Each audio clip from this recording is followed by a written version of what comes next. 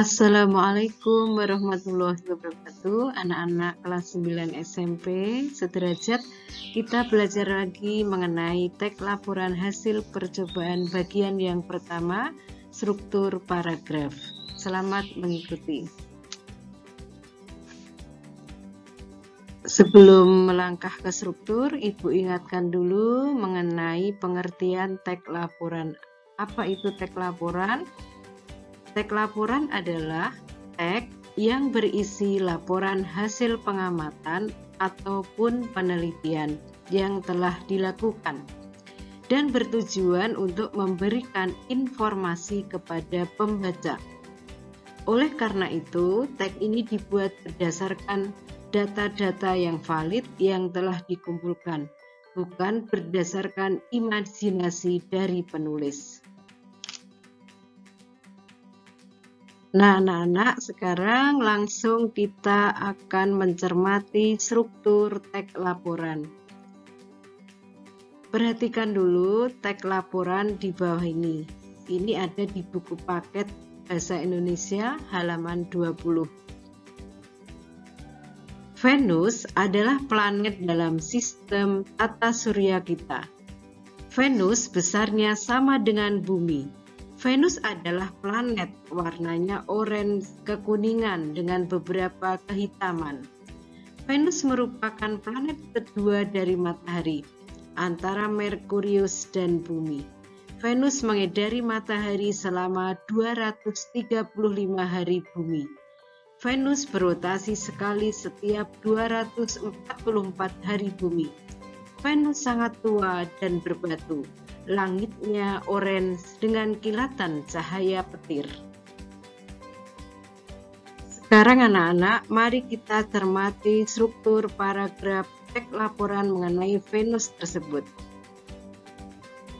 Struktur paragraf teks laporan itu ada dua ya anak-anak ya, yakni pernyataan umum dan uraian. Yang mana pernyataan umum pada paragraf mengenai Venus tersebut? Pernyataan umum ini biasanya mengandung definisi dan ada di bagian awal paragraf. Pernyataan umumnya, Venus adalah planet dalam sistem tata surya kita. Lalu bagian selanjutnya itu dinamakan uraian. Anak-anak bisa membacanya ya, uraiannya seperti itu.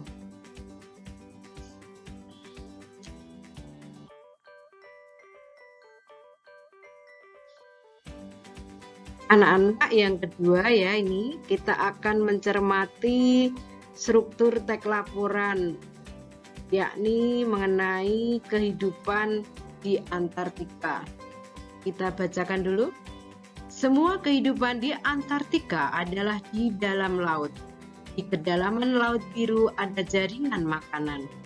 Pertama ada plankton, fitoplankton, dua bentuk kehidupan yang sangat kecil, mikroskopik, dan diatom di dasar rantai makanan. Bentuk kehidupan kecil ini merupakan bagian dari kelas produsen primer.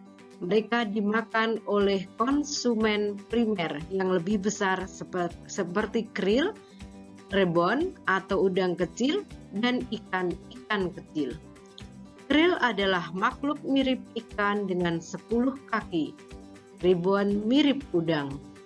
Makhluk-makhluk ini memakan makhluk konsumen primer lebih kecil dan dimakan konsumen sekunder. Konsumen sekunder terdiri atas paus, khususnya paus biru, ikan-ikan lebih besar, dan penguin. Paus biru dapat mencapai berat 174 ton dan merupakan paus terbesar yang pernah ada. Semua konsumen sekunder cukup tinggi dalam rantai makanan, tetapi tidak cukup tinggi atau bukan predator. Predator puncak di Antartika hanya memiliki satu anggota, yakni paus pembunuh karnivora, mesin pembunuh sepanjang 27 meter. Dengan gigi luar biasa, mereka adalah puncak dari jaring makanan. Nah, untuk Teks laporan mengenai kehidupan di Antartika, ini analisisnya diperinci sebagai berikut. Ada pernyataan umum, selanjutnya uraian di sini Ibu bedakan menjadi 4. Uraian yang pertama mengenai produsen primer, uraian kedua mengenai konsumen primer, uraian ketiga Ibu beri titik-titik, uraian yang keempat predator puncak. Itu sengaja Ibu beri titik-titik biar anak-anak memahami dan bisa mengisinya. Selanjutnya kita lanjut lagi ke contoh yang ketiga. Teks laporan ya, ada di buku paket halaman 17. Ini laporan percobaan mengenai silem. Ya. Apa itu silem? Ini anak-anak bisa membacanya ya. Silahkan membacanya.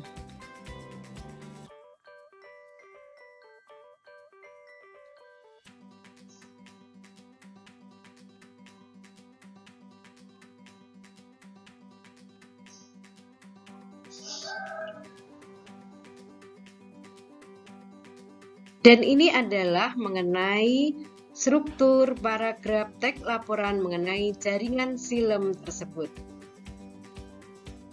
Untuk pernyataan umum, ini sudah jelas ya. Silem merupakan jaringan kompleks.